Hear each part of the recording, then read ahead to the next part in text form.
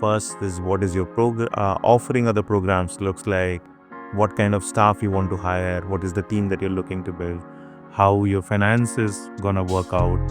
Like these are the big questions, but a lot of time people struggle to get to enough process to find these answers also. You've got to have some plan of how do you lead and manage the school. So the plan for leadership and what you do all day long and how you treat people, we always think about it in terms of 9 different areas. And over the course of our conversations, I'll touch each time on one or more of these things because they all interrelate. Hello everyone, my name is Navneet. I'm founder and CEO of Illumine. Today I have a very special guest, Mr. Tim Sheldon, who is a renowned author and experienced leader in early education, helping out a lot of preschools, childcare, Montessori centers across the globe. And today we're going to talk about how to design a childcare and a preschool program that stands out, which a lot of people wants to know how to go about it when you're starting, when you're running, already running, and also want to build a brand out of it, how to go about it. So let me go over to Tim and have start discussing on this. So Tim, we had previous conversations around go deeper about how preschools go about building the brands and have challenging time while building it as well as fun moments when they build it. I want to go to for audience today to go a little deeper, try to understand what is your thought about first designing a childcare program, or if you want to take a step back and maybe just with start the introduction, that's also. Yeah.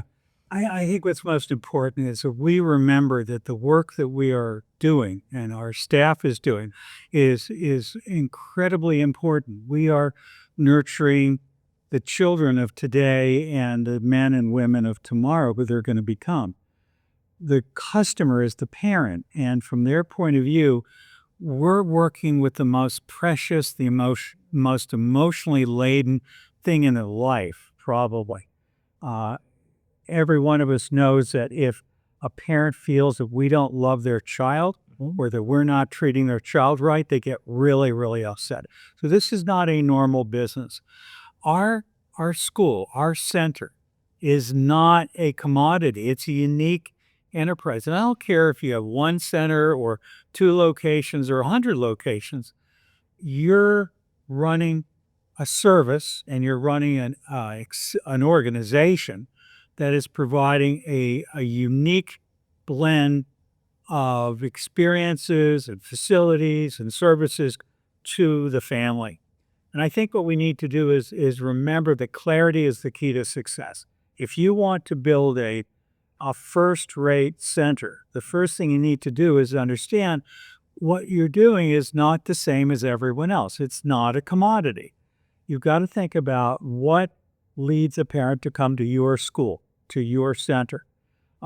It's the location, it's the hours you're operating, it's the whether you're year-round, it's whether you ever take any professional development days or whether you're available whenever they're working. There's no one answer, but you must think about what are the combination of things that define your unique school, your center, the experiences that you're selling. And I also really urge people to think from every point of view about pricing, because many of us simply come into a market and we look at what other people were charging on the day when we started, and then we ask how much can we increase that price per year because we're afraid. And my advice is simply ask a different question. What does it cost to do the job as you define the job, what you want to do? What does it cost to do the job correctly? And then invest in excellence, because demand tends to follow excellence. It's not that the cheapest of any particular product or service won't get attention, but in general, when we're talking about children, you and I both know how hard it is to recruit great staff.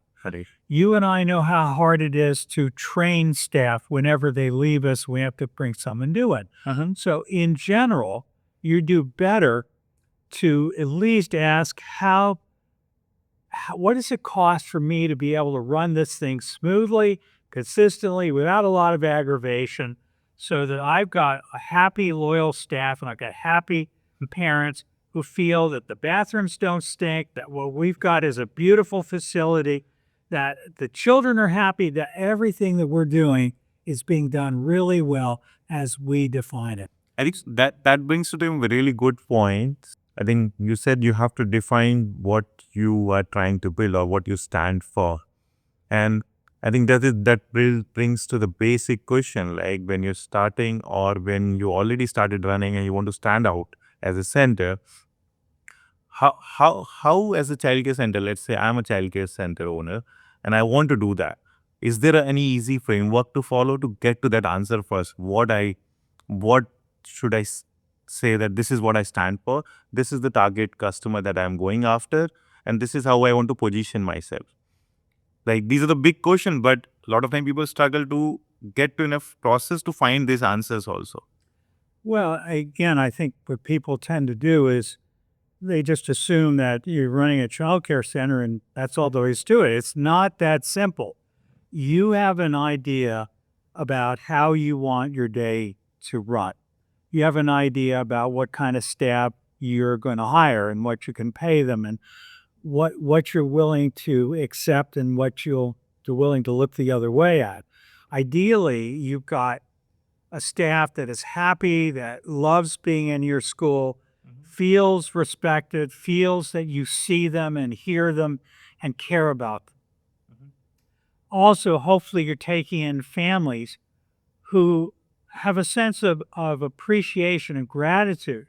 They feel that what you're doing is valuable, that your staff is not the hired help, that they trust you, that they want to know what can they do to help you, because they know that you're doing something that they wish they could do, but they can't do it, either because they really don't have the childcare gene in them. They need to go to the office and get work done, and they appreciate that you're taking care of their children.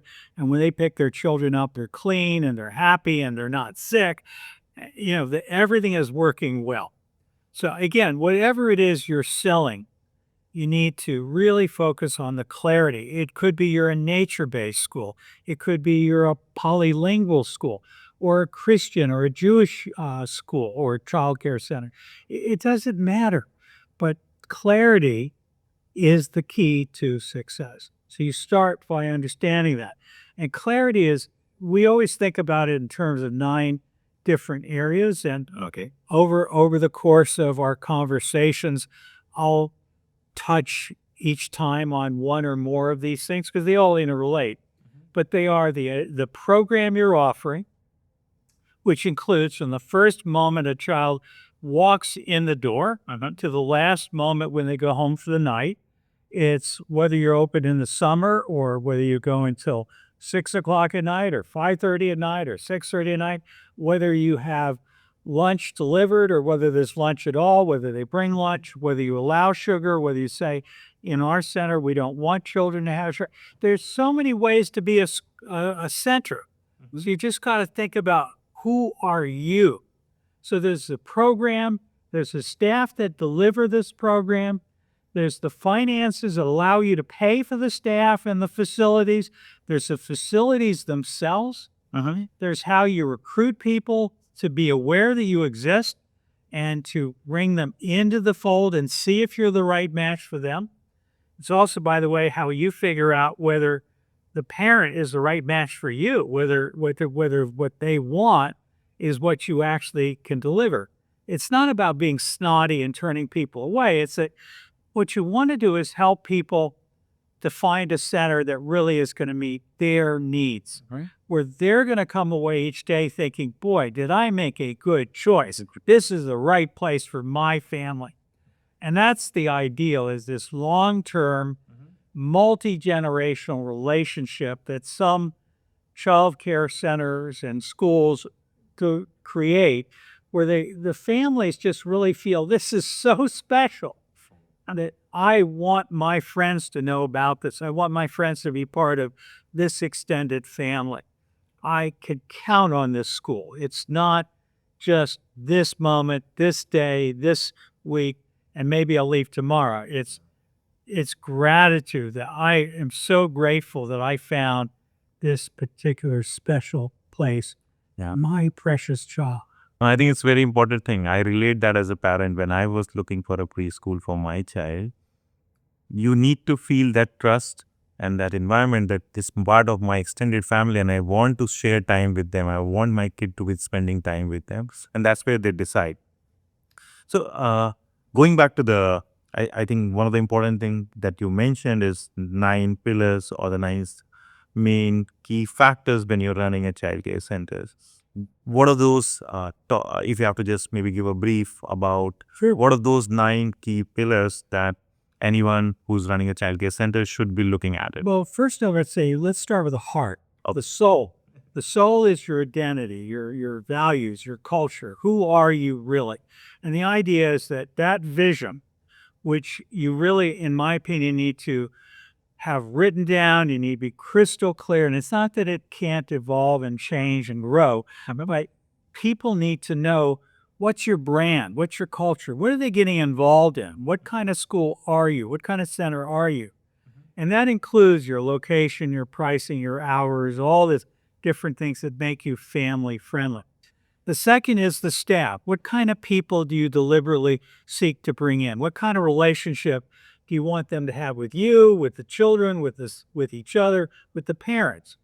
The next is the financing, because whether you're profit or nonprofit, it's all about having the money to make the machine operate. That's the lifeblood of the organization. So thinking about what do you charge, how do you structure your tuition, how do they pay it, what do you discount or not discount, all of this, and what do you spend money on? So the idea is you're trying to invest in your business, and you're trying to ask yourself, what am I trying to bring out of it? Because this is a machine to feed you. You don't want to be feeding it. And ideally, you're taking good care of this machine so that it's in good working order, and it will be there year after year after year to take care of you, your family, and your employees and staff. The next thing is your facilities. They should be incredibly well planned and designed, the very best you could possibly afford. And most of us, we don't have the perfect facilities, but we ought to know what it would look like if money wasn't the problem. How good could it be if we could afford to build the school of our dreams? The idea is to make the most of what we've got, to make it look good, smell good, sound good, to have everything have a pattern, a very clear idea of how do we want people to feel when they drive up to the front driveway of our center and they come in the door, everything about it. The facilities is incredibly important. And that includes, of course, location. And again, you do the best you can to find the right location and the right facilities. Facilities is a very important thing when they go for facilities. Any key areas that they have to consider deciding in a facility? Well, obviously safety. These days, people are very concerned about, does this place look safe? And I imagine my child in this school or this center all day long. Is this a place that gives me the creeps, or does it feel like it's in good shape, it's clean, it's sanitized, it smells good when I come in? The other thing is a lot of people will think, boy, if I could, I'd just have a cozy little house. And I think a cozy little house is great if you're doing home-based childcare. But unless you are going to be operating the typical home-based childcare for 6 to 12 children, my advice is to you, you need to have a facility that's big enough that you're likely to be able to support yourself and a staff and an administrative team. So my advice is get the best you can get. Realize it costs money to do things right. You're probably going to need a facility of somewheres well above 6,000 square feet if you're thinking in the English system. You need to have, in my opinion, 10,000 to 15,000 square feet at least. You want to have, in my opinion, ideally between 125 and 200 children at your facility, because even though at the beginning you may not be able to recruit that many children, once you get above 100 children, you're probably making enough money that you can afford to have some help. You can afford to be sick. You can afford to take a vacation. And it helps to be able to have a life and have backup. Because, again, we all know our staff will periodically, they'll get sick, they'll have a car accident, they'll all of a sudden their mother is sick in another country and they've got to leave. You've got to have a plan of how do you make your center run smoothly day after day, month after month, year after year. And the larger you are, the more likely you are to be able to respond to the unexpected and have the money to do what needs to be done. So again, our general advice, and I think in the industry, the general advice is a center of about 150 to 200 children or more is ideal. And again, not every market will support that. You also have to do a market study. You have to ask, am I setting up a center in a place where there's so much competition, there is no room for me, or there aren't enough families that can afford me, or there's no families with young kids, or the area, their kids have grown up and they're all in college now. So you want to be smart about where you set up your center. So I think facilities are incredibly important. We get paid a lot to help people find the right location and or design the right facility so that everything works smoothly. And a lot of times, in my opinion, people don't do a great job in this, and they end up with centers that feel crowded and cramped and dark and creepy, and it's just not the ideal. You want to do it well, ideally. The next thing you've got to ask yourself, again, is marketing is important. If you don't invest in a sophisticated marketing program to become known, and you just think word of mouth is going to be good enough, you're probably going to have times where you've got a 30, 40, 50% vacancy rate. I don't know about you, but if you've got a facility you're paying a lot of money for, you need to make sure that there's always enough demand that you can fill it. And you also want to fill it again with parents that are grateful. You don't want parents that are threatening to sue you or are aggravated and writing terrible things about you. You want to find people who actually want what you're able to sell, what you're able to do day after day after day. So finding the perfect match is really important. Then there's building a community, because once people are part of your center, you have to make them feel seen, feel welcome, feel that their children are really seen and known and loved and appreciated. And from a point of view of a parent, when they drive down the road, quite often their heart is in their mouth. They feel sick. They're fried.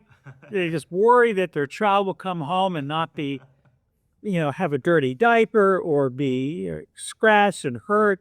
Their biggest fear is someone's going to hurt their child. You've got to make sure that their child is not hurt, that they're not left outside in the hot sun, that no one's abusing them. And you've also got to help parents to feel like you as a center are communicating with them.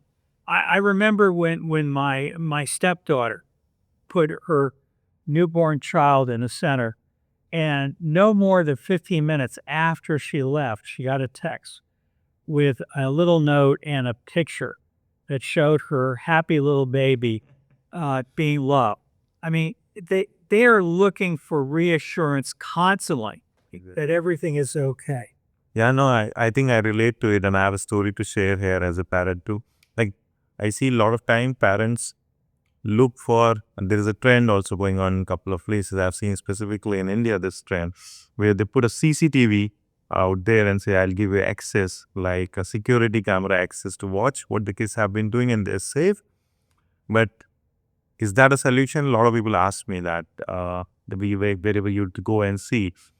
I think the community and the relationship is the very important part, because you're trying to build the trust, and it's not going to come from a CCTV or those kind of a solution.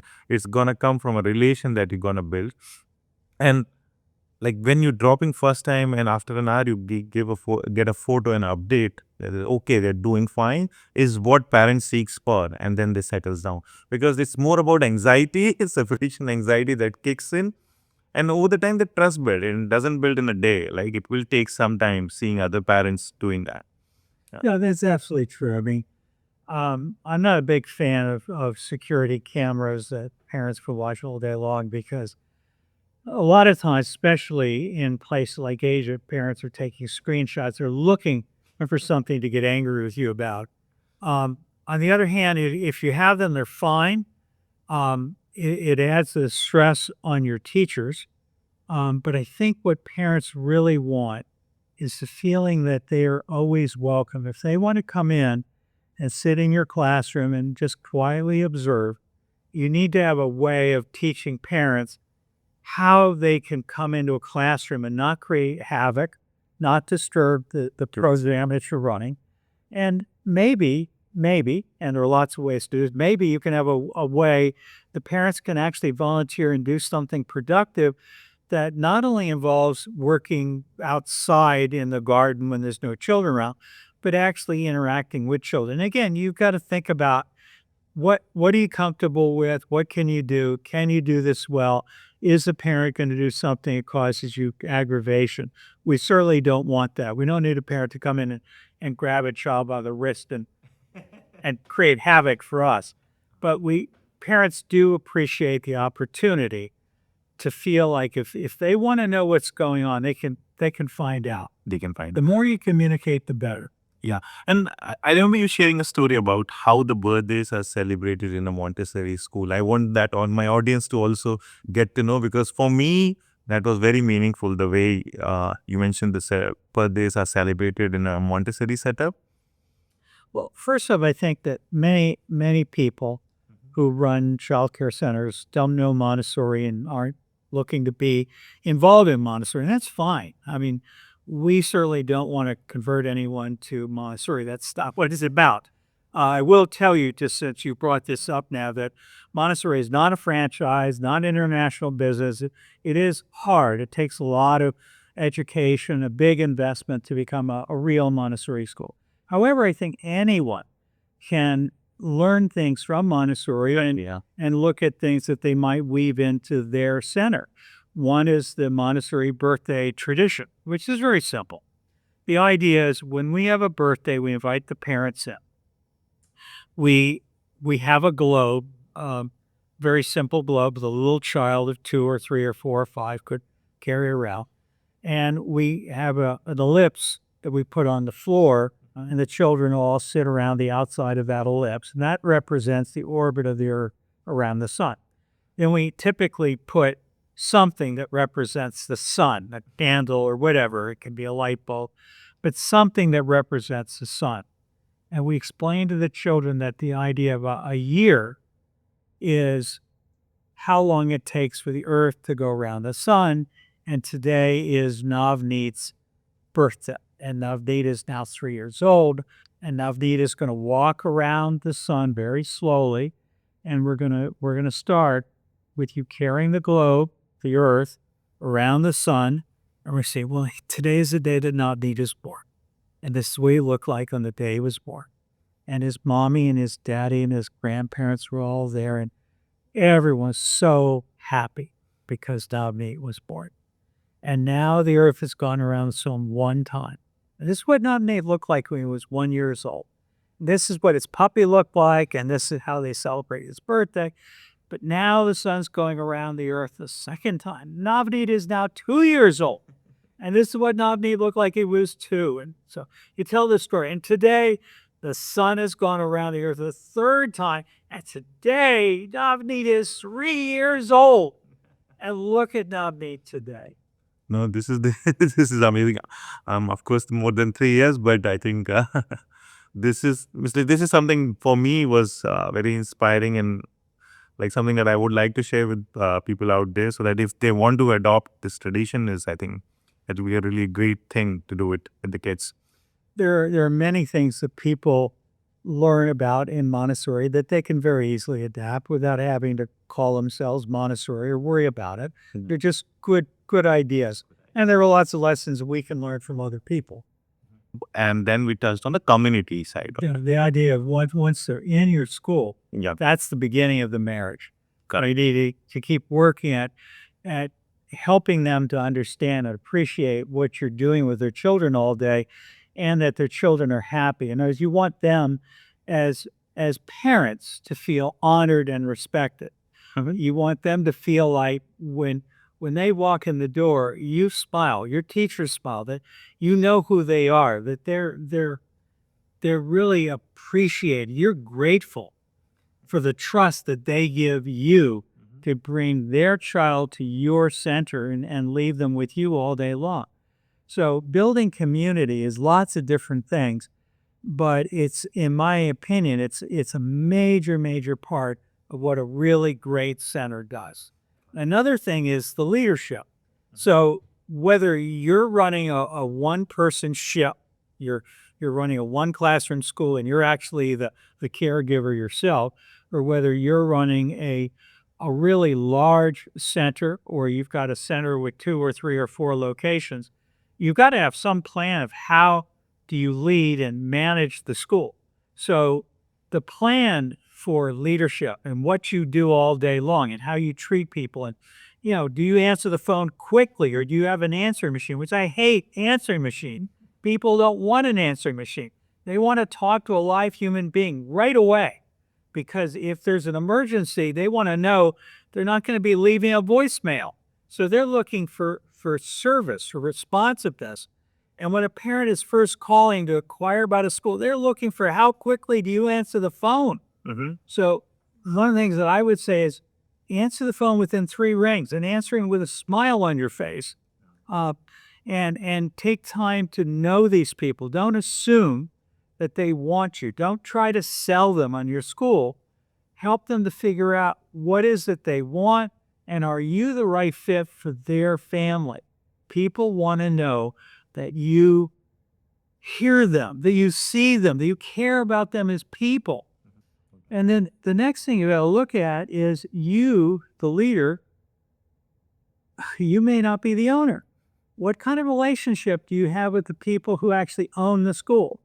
And if you are the owner, you need to think about how do you behave with the people who work for you, because that's really, really important.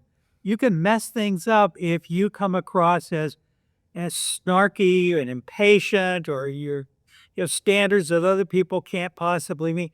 The way you develop your talent, the way you treat your people matters. Now, by the way, I don't mean anything goes and you should just look the other way when your staff just treat children ungraciously. Quite the opposite.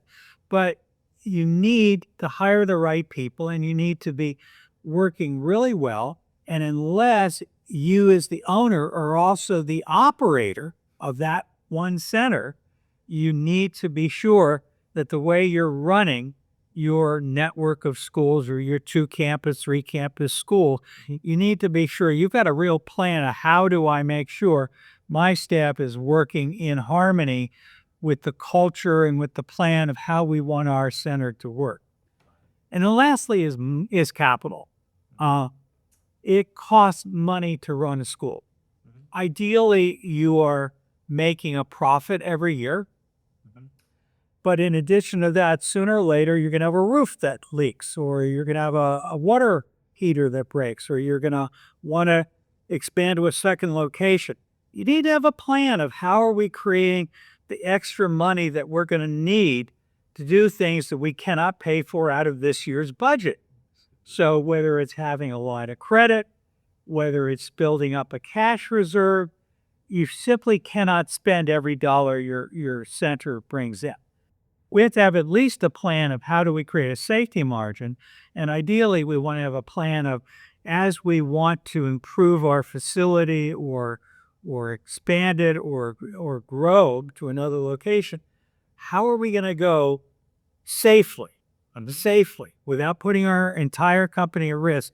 How can we safely go from one campus to two campuses, 2 to 3, and so forth? So that's the ninth area. Ninth area. And I think one of the areas that you mentioned to me, I think got blended in between those two, is highlighting the leadership and the staff, and in between the administration part of it, where in terms of how do they go about executing daily jobs really well, like in terms of running the daily operations also really well. Well, I mean, I think the number one thing is to understand that a school doesn't work just because you yell at people. The center needs to have a culture, a plan, a way of doing things. And you want your staff to know this is how we do things. This is how each routine is done. So in every area of your center, all 9 areas, the program you're offering, the way you open in the morning, your backup plan, and what do we do if that person on an icy road skids into another car and can't get in? How do you? Parents are sitting there. They need someone to open the school. What's your backup plan? So you need a plan for everything. Right. And all of this has got to be worked out very methodically. You have to teach people how we do it. And just getting angry with them and yelling at them because they're not as smart as you are isn't going to work. You've got to be kind and gracious and patient and teach people how to do what you do. And you can't assume that your employees are going to love it as much as you love it. You want them to love it. And that's really hard is getting a staff that will love your school for what it is. But you also can't be aggravated because they look at it differently than you do. Exactly.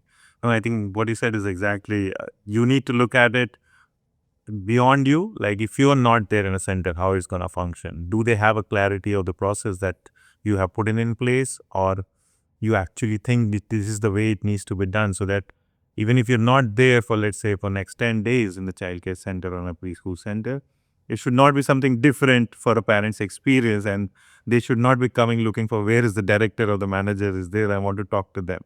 So that's is a very important pillar where you want to make sure that staff also understands this. Yeah.